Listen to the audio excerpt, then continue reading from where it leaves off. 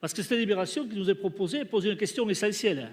Le contexte budgétaire que l'on connaît, est-ce qu'il doit conduire le département à une pause qui s'apparente, que vous vouliez ou non, à l'immobilisme et au gel des interventions du département sur 6 mois? Le contexte budgétaire, est-ce qu'il doit-il suspendre notre capacité à agir, notre capacité à investir, à avoir concrètement moins de solidarité envers nos concitoyens, moins de solidarité envers les territoires? Parce que derrière, c'est quoi la prochaine étape? Alors qu'il faille faire des économies, oui, bien sûr, on peut trouver des pistes, mais pas comme ça, pas de façon si brutale, sans concertation, et surtout pas dans cette période de ralentissement économique que l'on connaît aujourd'hui. Parce qu'il faut en être conscient, je crois que vous allez être quand même, ce gel des investissements, il aura des conséquences sur l'économie locale, avec des projets retardés ou qui ne verront pas le jour. Et les entreprises du BTP, qui sont déjà en souffrance, vont être durement impactées par cette décision qui est quand même un mauvais coup porté à l'économie locale. Et ce sont les collectivités quand même qui représentent 70% d'investissements publics. On en connaît là pour soutenir l'économie.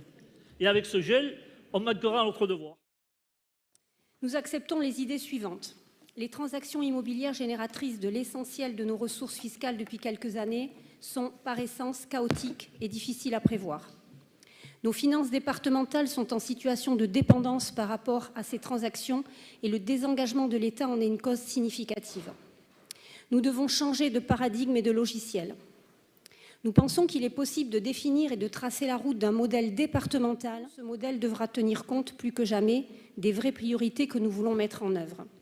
Concentrons-nous d'autant plus sur nos dépenses dans ce qu'elles ont d'essentiel pour préserver lien social et solidarité sociale et territoriale. Le département est l'échelon le plus pertinent pour mettre en œuvre ces politiques publiques indispensables au bien vivre ensemble, au sens premier du terme. Si tel n'est pas le cas, il disparaîtra, quels que soient les efforts désespérés des acteurs chargés de le défendre.